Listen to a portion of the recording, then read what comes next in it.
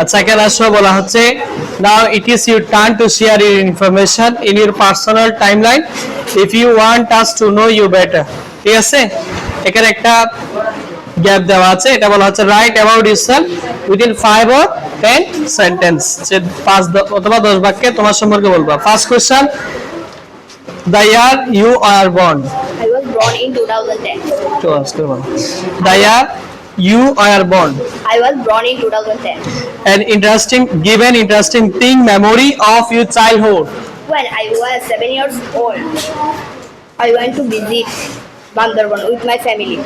something you start working on last year still you are doing it I have been gardening in front of my reading room since last year. something you have done recently Recently, I have learning drawing with my drawing teacher.